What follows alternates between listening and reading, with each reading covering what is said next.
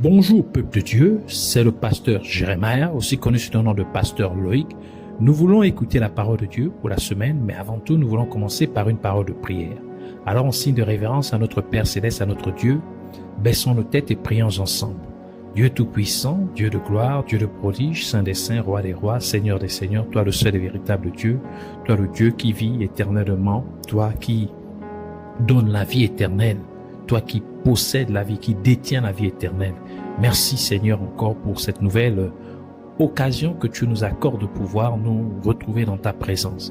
Venons ainsi nous recommander entièrement en tes mains, corps, âme, esprit, pensée et cœur, l'air, l'atmosphère tout autour de nous, en nous recommandons toutes choses en tes saintes mains. Et nous prions que tu puisses encore étendre ta main de miséricorde sur nos vies et que tu nous pardonnes pour tout ce que nous avons fait, dit et pensé qui ne t'a pas honoré et glorifié. Et que tu purges ainsi notre conscience de t'œuvres mortes, d'œuvres inutiles, afin que nous venions à te servir comme il se doit. Nous prions, Seigneur, et nous prenons autorité contre tous ceux qui s'opposent à la connaissance de ta parole, à la connaissance, Seigneur, de tes mystères contenus, Seigneur, dans ta parole. Nous venons les lier, les chasser et les renvoyer dans les gouffres de l'enfer au nom de Jésus-Christ, et nous proclamons que Jésus-Christ est Seigneur à la gloire de Dieu le Père.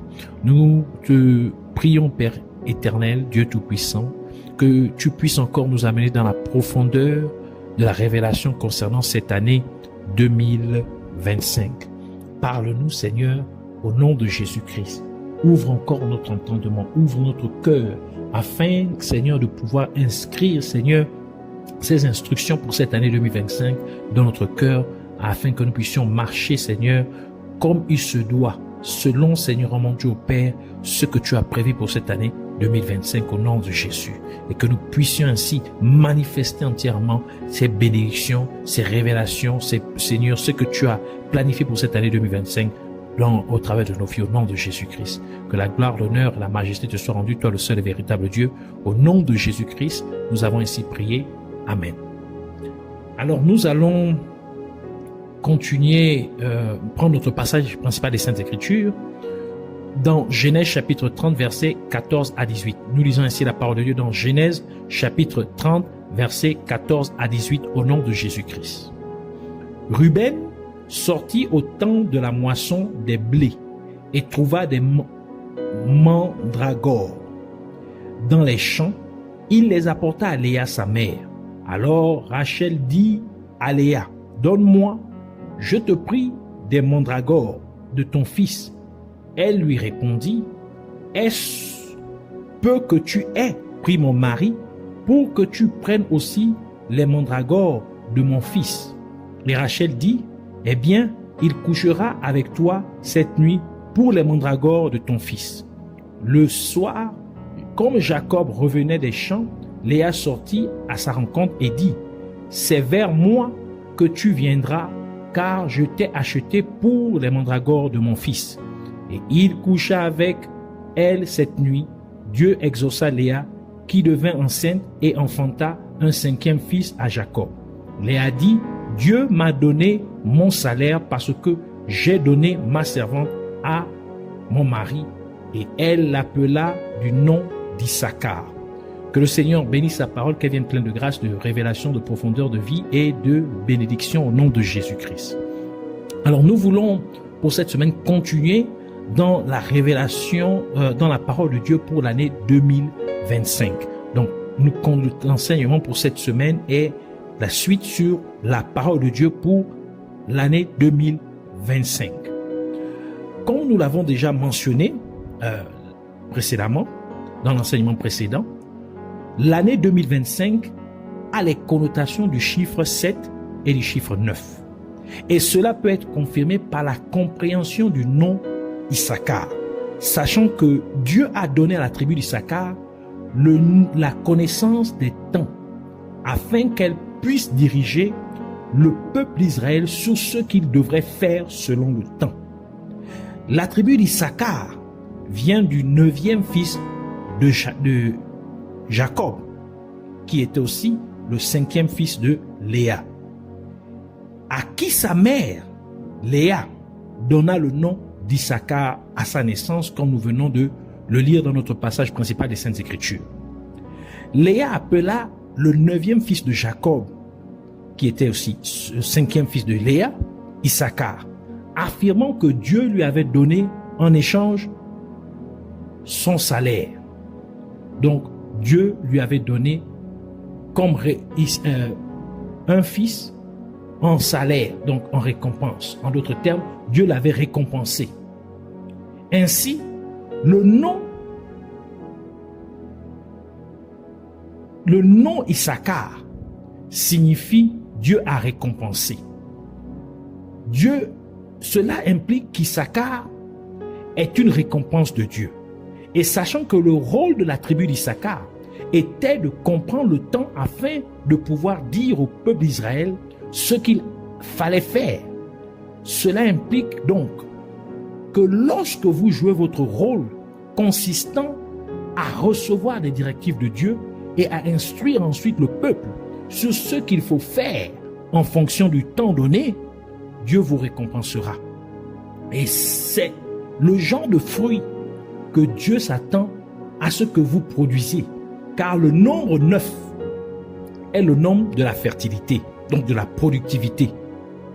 Et c'est pour cette raison que Jésus-Christ a dit dans Matthieu chapitre 24, verset 45, « Quel est donc le serviteur fidèle et prudent que son maître a établi sur ses gens pour leur donner la nourriture au temps convenable, donc au temps opportun. » Donc, ils doivent manger au temps opportun. Donc, ils doivent être nourris au temps opportun. Ainsi, le fruit que vous devez produire pour cette année 2025 est de donner aux gens la parole de Dieu pour le temps dans lequel nous vivons. Et nous savons que nous vivons l'heure de minuit. Car la parole de Dieu nous dit que la nuit est déjà avancée et que le jour est proche. Ce qui implique que nous sommes dans une période de temps où la nuit et le jour coïncident. Et cela se réfère à l'heure de minuit. Romains chapitre 13, verset 12. La nuit est avancée, le jour approche. Dépouillons-nous donc des œuvres des ténèbres et revêtons les armes de la lumière. Et à travers la parabole des 10 vierges, Jésus-Christ nous a révélé qu'il viendrait enlever son épouse, l'Église, à l'heure de minuit. Matthieu chapitre 25, verset 6 qui dit « Au milieu de la nuit, donc à minuit, on cria, voici l'époux, allez à sa rencontre. » Cela nous révèle donc que parce que nous sommes à l'heure de minuit, ce qui signifie que nous vivons les derniers jours, nous vivons le temps de l'enlèvement de l'Église, nous devons donc enseigner aux gens sur le retour de notre Seigneur Jésus-Christ. Nous devons prêcher et enseigner aux gens sur l'enlèvement de l'Église. Nous devons avertir les gens sur le retour imminent de notre Seigneur Jésus-Christ, qui vient chercher une Église sainte et irréprochable, comme la parole de Dieu nous le dit dans Éphésiens chapitre 5, versets 25 à 27, qui dit « Marie, aimez vos femmes comme Christ a aimé l'Église et s'est livré lui-même pour elle, afin de la sanctifier par la parole, après l'avoir purifiée par le baptême d'eau, afin de faire paraître devant lui cette Église glorieuse, sans tache, ni ride, ni rien de semblable, mais sainte et irrépréhensible. » C'est donc le fruit que Dieu veut que nous produisions pour cette année 2025. L'année 2025 a aussi un avant-goût ou un goût du chiffre 7. Je reprends. L'année 2027 a aussi un goût du chiffre 7. Et il y avait un autre Issachar qui était le 7e fils d'Obed-Édom. Donc la parole de Dieu nous fait savoir qu'il y avait une autre personne qui portait le nom d'Issachar, qui était le 7e fils d'Obed-Édom. 1 Chronique chapitre 26 verset 4 à 5 qui dit « Fils d'Obed-Édom », donc on cite tous les fils d'Obed-Édom, Shemaécha, le premier-né, Josabad, le second, Joach, le troisième, Sakar, le quatrième, Nethanéel, le 5e, Amiel le 6e, Issachar le 7e, Peltaï le 8e, car Dieu l'avait béni. Obed-Édom était le 9e parmi les Lévites que le roi David choisit pour exercer leur ministère devant l'arche de l'Alliance. 1 Chronique chapitre 16, versets 4 à 6 qui dit: il remit à des Lévites la charge de faire le service devant l'arche de l'Alliance, d'invoquer, de louer et de célébrer l'Éternel, le Dieu d'Israël. C'était Asaph, le chef, Zacharie, le second, après lui, Jéhiel, Shemiramoth, Jéhiel, Matithia, Eliab, Benaja, Obed-Édom et Jéhiel. Ils avaient des instruments de musique, les luttes et des harpes, et Asaph faisait retentir les cymbales. Les sacrificateurs Benaja et Jacassiel sonnaient continuellement les trompettes devant l'arche de l'Alliance. Obed-Édom était aussi celui qui garda l'arche de l'Alliance pendant 3 mois lorsque le roi David eut peur de l'emmener à Jérusalem, parce que Dieu avait frappé à mort Uza lorsqu'il avait touché l'arche de l'Alliance. 2 Samuel chapitre 6 versets 6 à 11 qui dit: lorsqu'ils furent arrivés à l'ère de Nakon, Uza étendit la main vers l'arche de Dieu et la saisit parce que les bœufs la faisaient pencher. La colère de l'Éternel s'enflamma contre Uza et Dieu le frappa sur place à cause de sa faute. Uza mourut là, près de l'arche de Dieu. David fut irrité de ce que l'Éternel avait frappé Uza d'un tel châtiment. Et ce lieu a été appelé jusqu'à ce jour Péret Uza.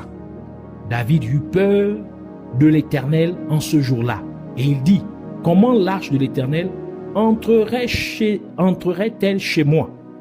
Il ne voulut pas retirer l'arche de l'Éternel chez lui dans la cité de David. Et il la fit conduire dans la maison d'Obed-Édom de Gath. L'arche de l'Éternel resta 3 mois dans la maison d'Obed-Édom de Gath, et l'Éternel bénit Obed-Édom et toute sa maison. Ainsi, parce qu'Obed-Édom prit soin de l'arche de l'Alliance de Dieu, Dieu a donc béni Obed-Édom et sa famille.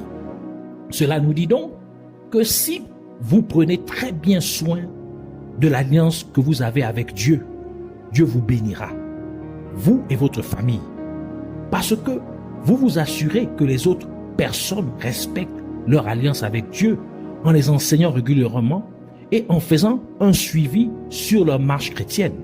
Dieu vous bénira, vous et votre famille. C'est pourquoi il est également important d'organiser des réunions des cellules de prière dans votre maison. Car en faisant cela, vous gardez l'arche de l'alliance dans votre maison. Et par conséquent, Dieu vous bénira, vous et votre famille. Ainsi, 2025 est aussi l'année des Lévites. C'est l'année de ceux qui prennent soin du temple de Dieu. Et cela est bien confirmé par le fait que c'est à partir de l'âge de 25 ans que les Lévites ont été autorisés à servir Dieu en prenant soin du tabernacle de Dieu tel que Dieu l'a instruit à Moïse. Nombre chapitre 8 verset 23 à 24 qui dit: L'Éternel parla à Moïse et dit: voici ce qui concerne les Lévites. Depuis l'âge de 25 ans et au-dessus, tout Lévite entrera au service de la tente d'assignation pour y exercer une fonction. Ainsi, nous sommes en 2025, alors que vous prendrez bien soin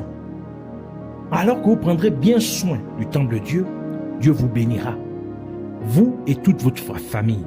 Cette année 2025, alors que vous prendrez bien soin de l'œuvre de Dieu, Dieu vous bénira, vous et toute votre famille. cette année 2025, alors que vous veillerez à ce que les gens restent fidèles à leur alliance avec Dieu. Dieu vous bénira, vous et votre famille. Ainsi, nous voulons prier. Tu vas répéter cette prière après moi au nom de Jésus-Christ en disant: je te remercie, Abba Père, Dieu merveilleux, Yahweh. Merci d'avoir approfondi ma compréhension de cette année 2025 au nom de Jésus-Christ. Et je décrète ainsi, au nom de Jésus-Christ, que cette année 2025, je porterai effectivement le fruit que tu attends de moi, car je prêcherai et enseignerai effectivement aux gens sur le retour imminent de notre Seigneur Jésus-Christ. Je prêcherai et enseignerai aux gens sur l'enlèvement de l'Église en cette heure de minuit dans laquelle nous vivons, au nom de Jésus-Christ.